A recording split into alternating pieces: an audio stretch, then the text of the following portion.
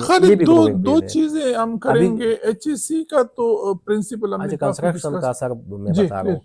अच्छा, कंस्ट्रक्शन में बहुत ज़्यादा अपॉर्चुनिटी है अभी जो ये कोड पास हुआ ना, और इसकी इम्प्लीमेंटेशन शुरू हो मेरा जाएगी। सवाल का मतलब बेसिकली ये था कि अगर एक नौजवान इस फील्ड में आता है, जी, तो क्या ये जो आपने बताया सो 9000 सो 14000 45,000 इनके लिए कोई सर्टिफिकेट? मैं आपको एक बात ये बता दूं कि ये जो बेरोजगारी है ना, तो ज़िंदगी में मैंने बेरोजगारी नहीं देखी है अल्हम्दुलिल्लाह। अच्छा। तो जिस दिन मैं अजीब ही वर्ष मोहम्मद खालिद दीर से एक नौजवान, एक पेट्रोलियम इंजीनियर आपके साथ शेयर कर रहा था हेल्थ एंड सेफ्टी के जो मुख्तलिफ रिक्वायरमेंट्स हैं।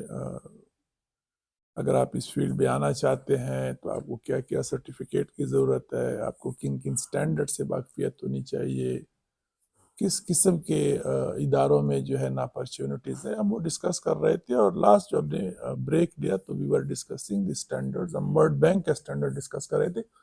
तो इफ़ाद के हैं, एडीबी के अलग से हैं, एडी हाँ, और फिर इंडस्ट्री या सेक्टर वाइज भी। हाँ सेक्टर वाइज भी है। अच्छा। अभी ऑयल एंड गैस में जो है वो IOGP की चल रहे हैं, अच्छा। International oil and gas producers की। अच्छा। तो वो स्टैंडर्ड्स है, वो सारे ऑयल एंड गैस की जितनी भी प्रैक्टिसेस है और जितनी भी एक्टिविटीज़ ऑपरेशंस है, तो वहाँ पे वही अप्लाई होते हैं। फिर कंस्ट्रक्शन की मेजॉरिटी वो ओशा के स्टैंडर्ड्स चलते हैं। अभी अपना हमारा पाकिस्तान का जो बना हुआ है, ILO के स्टैंडर्ड चलते हैं जो लेबर हमारा। के हवाले से। हाँ, जो हमारा पाकिस्तान का बना हुआ है, हाँ, कंस्ट्रक्शन कोड ऑफ प्रैक्टिस जो बना हुआ है, हेल्थ ओश ओश तो ऑक्यूपेशनल हेल्थ एंड सेफ्टी का, तो वो भी आईलो बेस है। तो पाकिस्तान अभी तो वो अभी आने वाला, अभी क्योंकि पार्लियामेंट से पास हुआ तो वही अभी एप्लीकेबल होगी।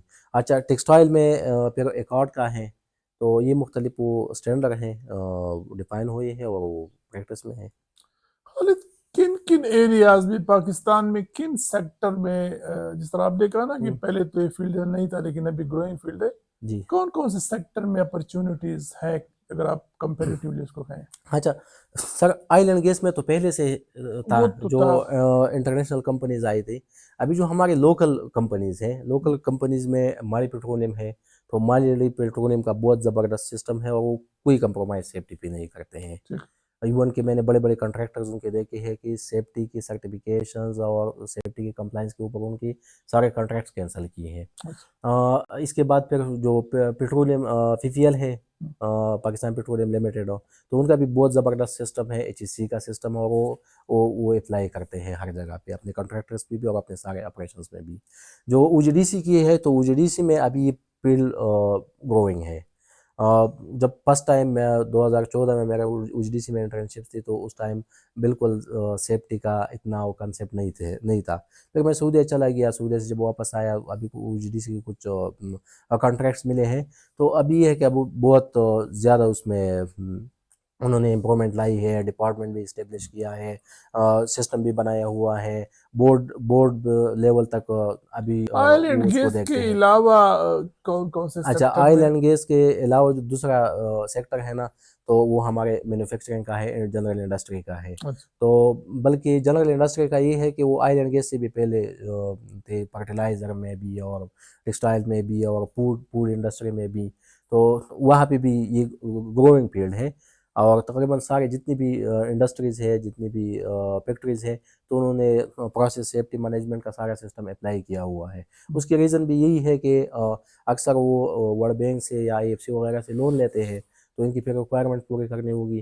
तो इसके लिए ऑयल एंड गैस में भी बहुत सी अपॉर्चुनिटीज़ आते हैं। हम जिस भी कंपनी में जाते हैं ऑडिट के लिए या उनके सिस्टम डेवलप के लिए या ट्रेनिंग्स के लिए, तो अक्सर मैं अपने स्टूडेंट के साथ फिर एंगेज कर लेता हूँ इंटर्नशिप्स पे अच्छा वगैरह। खालिद, ये भी दो ग्रोइंग दो फील्ड है चीजें हम अभी। करेंगे। एचईसी का तो प्रिंसिपल हमने अच्छा, काफी कंस्ट्रक्शन डिस्कस। का सर मैं जी बता रहा प्लीज। हूँ।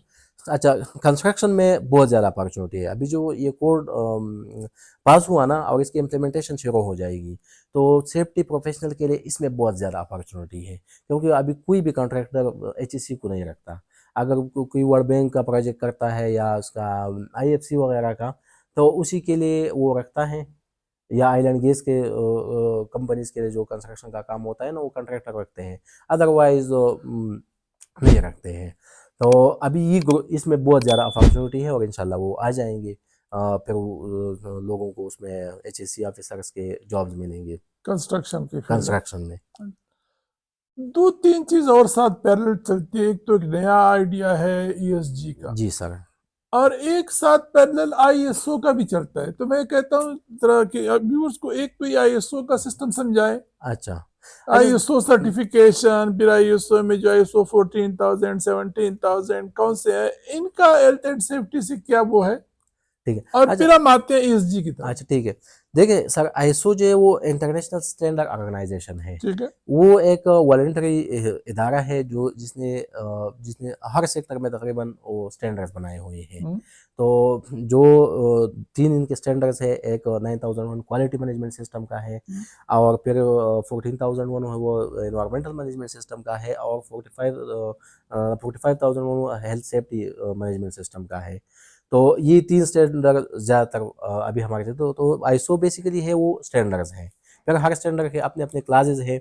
तो और मेरा मेरा सवाल का मतलब बेसिकली ये था कि अगर एक नौजवान इस फील्ड में आता है, जी तो क्या ये जो आपने बताया ISO 9000, ISO 14,000, 45,000, इनके लिए कोई सर्टिफिकेट्स, कोई एज ऑडिटर कोई क्वालिफिकेशन है? अच्छा सर, बिल्कुल है। हम्म, जो जो ये 9001 जितनी भी स्टैंडर्ड्स है सबके सर्टिफिकेशंस है, वो एक ये है ना कि एक लीड एडिटर का सर्टिफिकेट होता है। क्या? लीड एडिटर का अच्छा। लीड एडिटर का सर्टिफिकेट्स होता है। और इसमें एक है एरका CQI, यूके का एक अवार्डिंग बॉडी है। ये लीड एडिटर का सर्टिफिकेट सारी दुनिया में वो इशू करते हैं, हम्म, और वो अथेंटिक भी है क्योंकि उसके प्रॉपर ट्रेनिंग भी होती है, और इसके प्रॉपर फिर एग्ज़ाम भी है, और एग्ज़ाम के बाद फिर उनको जब वो पास हो जाए तो वो सर्टिफिकेट्स उनको प्रोवाइड करते हैं। और वो एग्ज़ाम भी ये है कि ऑन स्क्रीन एग्ज़ाम होता है कि स्टूडेंट जब तैयारी कर लेता है, ट्रेनिंग ले लेता है, तो फिर इसको एक लिंक मिल जाता है, और वो लिंक जब वो खोलता है तो इसके पास फिर स्पेसिफिक टाइम होता है। मुझे अभी एग्जैक्टली याद नहीं है कि कितने घंटे है, लेकिन वो स्पेसिफिक टाइम में, क्योंकि उसका सारा स्क्रीन रिकॉर्ड होता है कि न कोई दूसरे सोर्स से वो हेल्प ले सकता है, ना वो इधर उधर दे सकता है। जैसे उसमें इम्तिहान हाल में बंदा बैठता है हम्म, ना, तो इस तरह से वो बैठ के ना ऑनलाइन वो एग्जाम दे देता है, और उसी टाइम उसको रिजल्ट भी मिल जाता है। अच्छा। तो और वो फिर सारी दुनिया में वो एज ए लीडर काम कर सकता है। तो स्टूडेंट के लिए ये रिकमेंडेड है कि अगर उन्होंने और मैं ये इन स्टूडेंट्स के लोगों के लिए रिकमेंड करता हूँ जिसने ऑलरेडी HSC की फील्ड में कुछ टाइम गुजारा हो, एक बात। और दूसरी बात ये है कि उसके एजुकेशन लेवल थोड़ा हाई हो। मतलब मेट्रिकुलेट के लिए या FSC वाले के लिए मैं रिकमेंड नहीं करता। ठीक। मैं दो बंदों के लिए रिकमेंड करूँगा, अगर जिसकी 16 ईयर एजुकेशन हो, टेक्निकल बैकग्राउंड की, और या इसका 3-4 साल एक्सपीरियंस हो फील्ड के अंदर, उसने एज HSC सुपरवाइजर या HSC ऑफिसर काम किया हो, तो इसके लिए फिर बेहतर है कि वो ये ISO के स्टैंडर्ड के करे, सेफ्टी की भी करे, और एनवायरनमेंट की भी करे, और क्वालिटी की भी करे।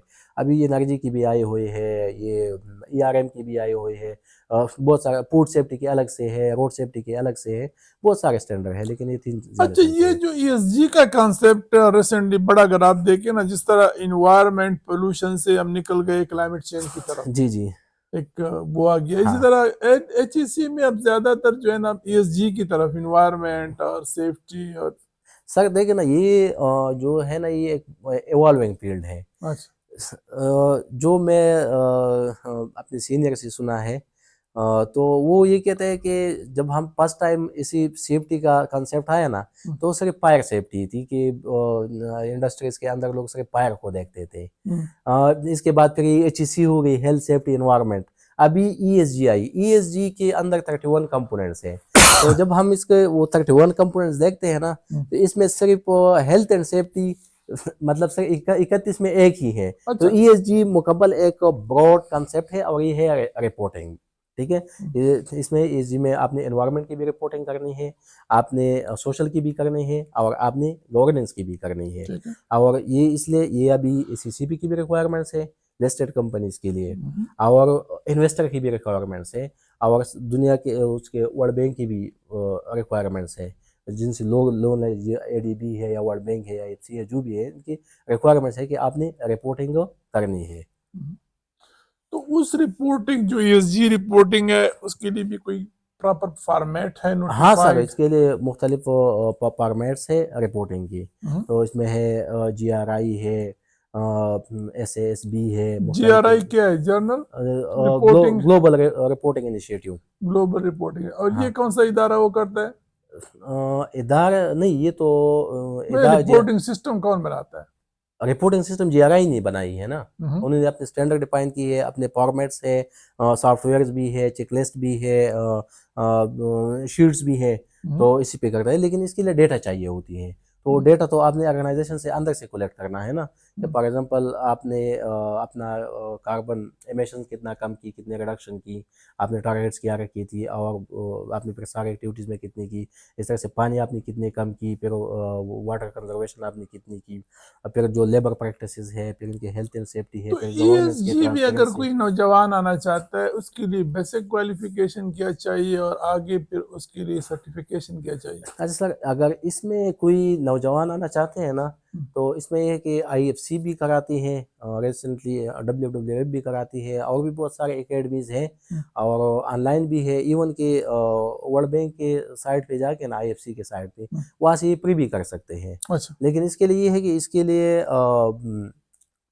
एक्सपीरियंस बंदा होना चाहिए कि अच्छा। पहले HEC में जाए, ठीक है, या अपनी अपनी फील्ड में, अगर इसका इंजीनियरिंग का फील्ड है या एनवायरनमेंट का फील्ड है, उसी में काम करे कुछ साल तक हो, तब इसी फील्ड में आए, क्योंकि ये एक ज़्यादा इंटेलेक्चुअल और एक ज़्यादा ब्रॉडर वो है, ब्रॉडर चीज़ आपका है ना। कंसेप्ट क्लियर हाँ, हो, कंसेप्ट आप क्लियर हो। मल्टी एस्पेक्ट से प्रॉब्लम को देखते हो। जी बिल्कुल, अच्छा। ऐसे ही है।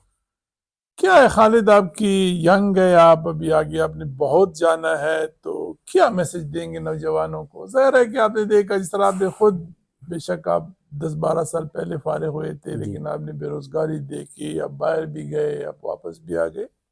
अ- नौजवानों को क्या सबक देंगे, अच्छा आप सर, क्या मैसेज देंगे? मैं आपको एक बात ये बता दूं हम्म। कि ये जो बेरोजगारी है ना, हम्म। तो जिंदगी में मैंने बेरोजगारी नहीं देखी है, अल्हम्दुलिल्लाह। अच्छा।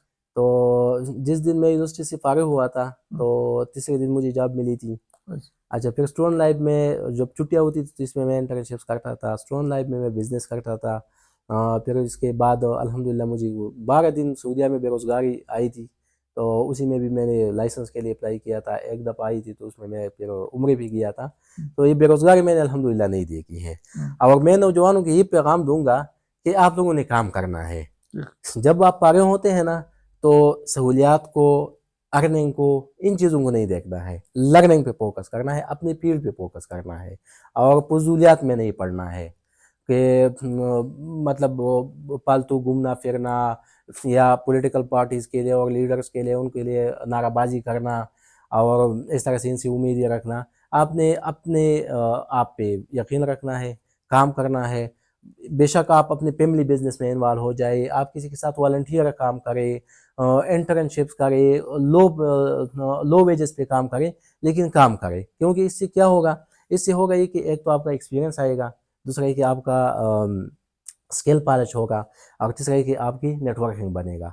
तो जब ये नेटवर्क बनता है ना, तो ये नेटवर्क नेटवर्थ होता है फिर बंदे का, वो फिर बंदा आगे लेके जाता है। अगर नौजवान फारिग हो के ना आके घर बैठे कि कोई गाड़ी आएगी, मुझे ले जाएगा, और वहाँ पे मेरे लिए कुर्सी रखी होगी और मैं काम करूँगा, तो ये चीज़ नहीं है। आपने खुद ही निकलना है, आपने खुद ही स्ट्रगल करना है। बिल्कुल हाँ, छोटे छोटे काम से स्टार्ट लेना है। अगर आपने बिजनेस भी करना है, तो छोटे से करना है, इसमें कोई शर्म की बात नहीं है। अगर आपने उसमें जॉब भी करनी है, तो इंटर्नशिप से स्टार्ट ले ले, वॉलंटियर काम करे, लेकिन फारिग होने के बाद बिल्कुल खालिद, नहीं कैसे बढ़ना। देखते हैं HEC के फील्ड का फ्यूचर आप? अच्छा, HEC की फील्ड का सर ये है ना कि देखिए, हिफाजत तो हर बंदे चाहता भी है, और ज़रूरत भी है। तो ये फील्ड तो आगे भी ग्रो कर जाएगा, जैसा मिडल ईस्ट से हो के पाकिस्तान में भी अभी ग्रोइंग फेज में है। तो ये तो हर कंपनी में, इवन कि छोटे छोटे SMEs में भी आएगा HEC डिपार्टमेंट। लेकिन इसके साथ साथ ये फील्ड प्रोफेशनल के लिहाज से, क्योंकि ज़्यादा लोग अभी इसमें जा रहे हैं, और माल प्रैक्टिसेस भी ज़्यादा है, तो ज़्यादा लोग आ रहे हैं और चीज़ सेचुरेटेड हो रहे हैं। तो उन लोगों के लिए खुशखबरी भी है, और वो इसमें काम भी कर सकेंगे, जो प्रॉपर पढ़े, अच्छे इंस्टीट्यूट से पढ़े, प्रैक्टिकली इन्वॉल्व हो, और फिर तो उनके लिए अपॉर्चुनिटीज़ बहुत ज़्यादा है और आगे भी आएंगे। लेकिन जो सिर्फ सर्टिफिकेट्स ले ले, जैसे अभी मार्केट में चल रही है कि सेम नेम के और डन बेस के और पता नहीं क्या क्या बला है, तो वो लोग फिर पागे ही रहेंगे और बस यही फिर फेसबुक पे यही पोस्ट लगाएंगे कि कोई जॉब नहीं है। और उनके लिए जॉब होगी जिन्होंने प्रॉपर पढ़ा हुआ है, जिनका नॉलेज है, जिनका कॉन्सेप्ट क्लियर है और जिसने अपनी स्किल्स इंप्रूव की है। उस स्किल्स का मैं ये बता दूं कि जिसकी कम्युनिकेशन स्किल ज़बरदस्त है, चीज़ प्रेजेंट कर सकते हैं, लीडिंग कर सकते हैं, लीडरशिप के स्किल्स उसके पास हैं, तो उनके लिए बहुत सारे जॉब्स हैं। Thank you very much Khalid, बहुत थैंक यू बहुत टू बी शुक्रिया। With us viewers. आपने खालिद से सुना, नौजवान है, अभी बहुत आगे जाएगा और आपके लिए उसने बड़ी खूबसूरत मैसेज दी। अगर आप आगे जाना चाहते हैं, अपॉर्चुनिटीज़ है, लेकिन आपने टाइम वेस्ट नहीं करना, आपने स्किल सीखना है, आपने इधर उधर से सर्टिफिकेट परचेज नहीं करने, बल्कि पढ़ के उसको सीख के आगे उसको इम्प्लीमेंट कराना है। Thank you very much to be with us. Thank you sir.